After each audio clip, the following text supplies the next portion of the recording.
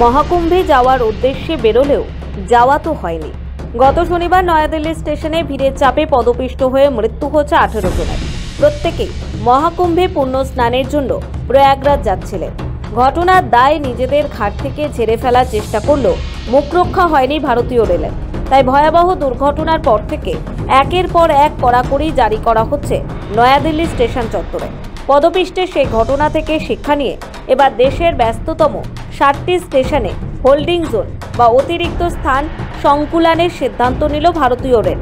পাশাপাশি কৃত্রিম বুদ্ধিমত্তা অর্থাৎ এআই প্রযুক্তি প্রয়োগ করে যাত্রীদের গতিবিধির উপর কড়া নজর রাখা হবে। সংকটজনক পরিস্থিতি কিভাবে সামাল দিতে হবে এই বিষয়ে প্রশিক্ষণ দেওয়া ওই 60টি স্টেশনের আধিকারিকদের।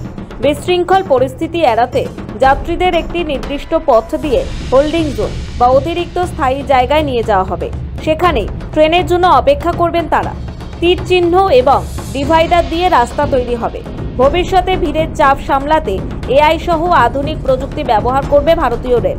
বিশেষত ট্রেন দেরি হলে রেলকর্মীদের পাশাপাশি প্রযুক্তিও ভিড় নিয়ন্ত্রণ করবে। তবে পুরো বিষয়টি যাতে সঠিকভাবে হয় এবং যাত্রীদের বুঝতে যাতে কোনো অসুবিধা না হয় তার জন্য প্রতিটি স্টেশনে রেলের কর্মকর্তাদের দায়িত্ব নিতে হবে। মহাকুম্ভের কারণে প্রয়াগরাজের সঙ্গে সংযুক্ত দেশের 35টি স্টেশনকে সেন্ট্রাল ওয়্যাররুম থেকে নজরদারি চালানো হচ্ছে বলে জানা গিয়েছে। শুধু নয়াদিল্লি স্টেশনে 200টি সিসি ক্যামেরা রয়েছে।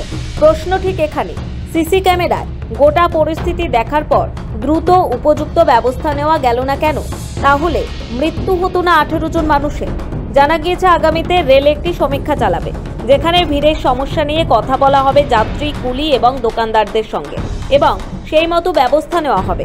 এদিকে নয়াদিল্লি স্টেশনে পদপিষ্ট হয়ে 18 জনের মৃত্যুর ঘটনাকে জাতীয় বিপর্যয় বলে মন্তব্য করেন মহিন্দ্রা গ্রুপ অফ ইন্ডাস্ট্রিজ কর্ণধার শিল্পপতি আনন্দ মহিন্দ্রা। তাঁর অভিযোগ, ভবিষ্যতে এই ধরনের দুর্ঘটনা রোধ করতে উপযুক্ত পদক্ষেপ রেলকেই নিতে হবে। এক্স হ্যান্ডেলে তিনি লেখেন, ভিড় সামলানোর জন্য একটি টেমপ্লেট প্রয়োজন। মহিন্দ্রা বিশ্ববিদ্যালয়ের ইঞ্জিনিয়ারিং এবং ম্যানেজমেন্ট স্কুলগুলিকে একসাথে কাজ করার এবং ভিড় নিয়ন্ত্রণের জন্য একটি সুনির্দিষ্ট পরিকল্পনা তৈরির আহ্বান জানিয়েছেন। তিনি সাফ জানান, সকলকে এতে অংশগ্রহণ করতে হবে। ব্যুরো রিপোর্ট, সময়, কলকাতা।